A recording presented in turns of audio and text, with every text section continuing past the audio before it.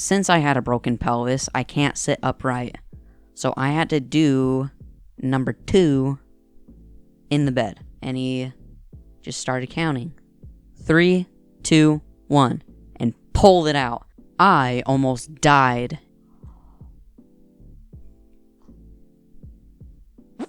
Hello everybody. Today I'm going to be sharing my ATV accident story. The story, it's going to be graphic in detail. So if you're sensitive or squeamish to that, I would turn away now while you still can. But without further ado, now this took place back in 2015, 4th of July weekend. Me and my family decided to go on a camping trip to do some dip netting. While everybody was setting up their tents, me and my brother decided to go ride on the ATV. Now we were going pretty fast along the beach and we got pretty far. And while I was driving, I hit a rock or a log that was submerged under the sand. I started to lose control of the vehicle, and that's when I hit another one, which caused the vehicle to flip. Luckily, my brother got tossed off of the vehicle, and I flipped with that vehicle about 7 or 8 times. Now, luckily, there were some passerbys on the beach in a truck that saw the accident take place, and they were able to grab my brother and take him back to my family's campsite to tell them what happened and get help. When the vehicle started to flip, I blacked out, so I don't really remember much of the aftermath of the event. What I do remember is the paramedics carrying me into the helicopter and then taking me off of it. Now, after they took me off of the helicopter, I remember them having to cut off my shirt.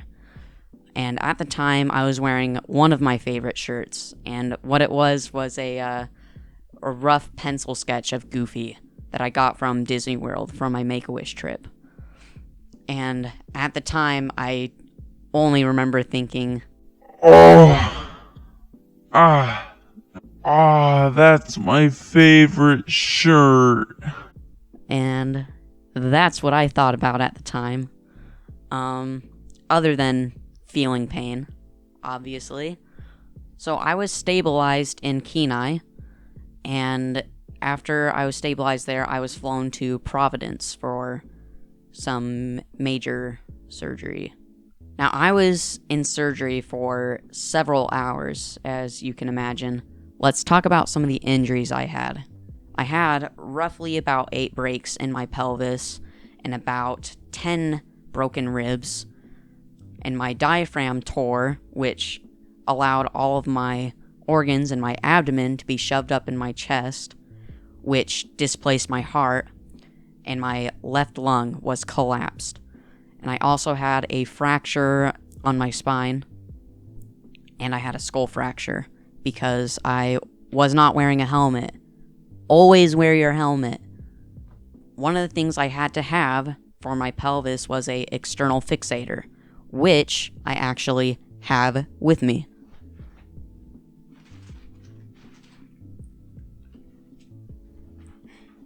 Now this is the external fixator that they used on me. I'm not really sure why the doctor decided to give me this. I think he just thought it would be a cool memento of that time I almost died. What a kind man he is. So parts of this would be going into my skin and clamping my pelvis in place. So I actually have scars from these.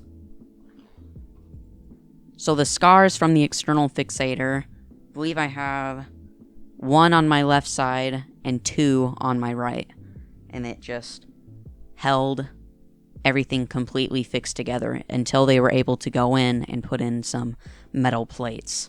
Some of the things that happened while I was in the ER. So after the accident, I had double vision. So I had to cover one of my eyes if I wanted to focus on anything, like people's faces or reading.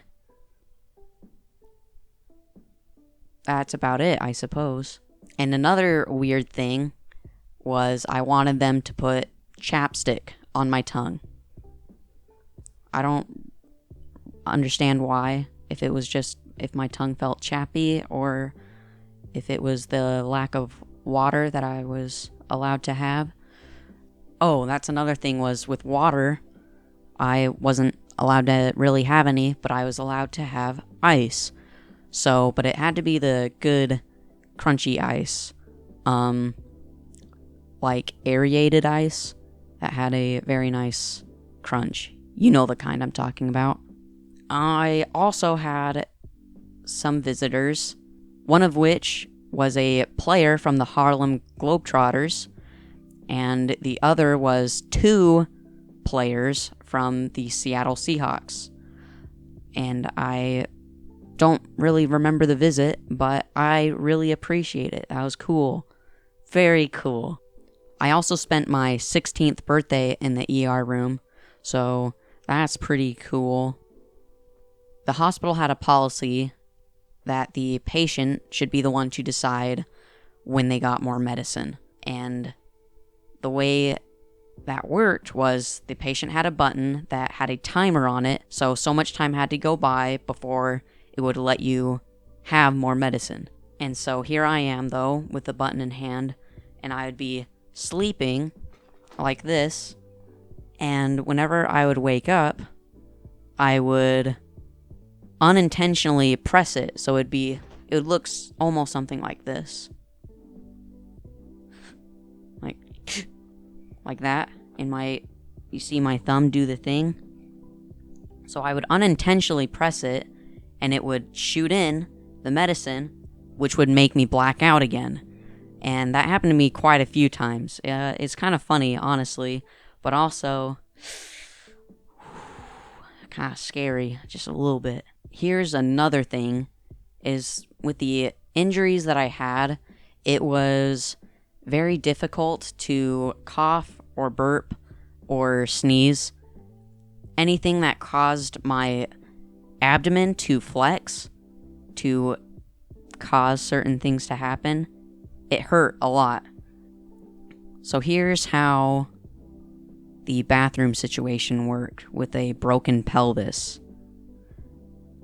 Since I had a broken pelvis, I can't sit upright. So I had to do number 2 in the bed. And the way they did that was placing a bedpan underneath me, and that's how I'd have to go, was in the bedpan. And sometimes the nurse would want to be in the room, or she was in the room. I mean, it just can be quite embarrassing and humiliating and awkward when somebody is in there while you do your business. So you have to request privacy, and then they'll have to come back in and help you clean up. And it's not fun being a 16-year-old boy and having to have help with that. And I mean, you could argue that the nurses are used to it, but it's still no win for either party. No, nobody wins in that situation. It's not fun for either person. Nope. So I also had to have a catheter, and it was having some issues. It wasn't the correct size because it was leaking, and so they took it out and put in a different size. They do not feel good coming out. Another thing I had to have was a tube that ran right underneath my arm here into my chest, and that was just draining any excess fluids.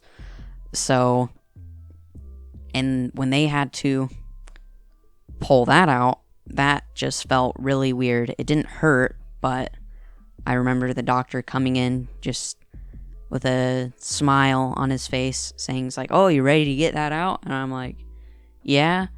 And so he's like, "Okay, I'm going to count down from 3. And then he just grabbed a hold of it, and he just started counting.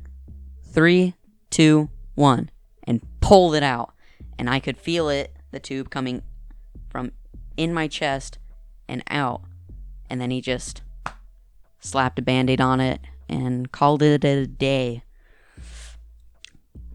And so, yeah, that just felt really gross coming out as well. I had a lot of different tubes and IVs that were protruding from my body. Yeah, it was pretty gross. Now, I think that about covers it. Thank you so much for watching this video. If you enjoyed it, hit that like button, as well as subscribe and that notification bell. Now, I will see you guys next time on the Samuel Allred channel. Now, I gotta end with one of these.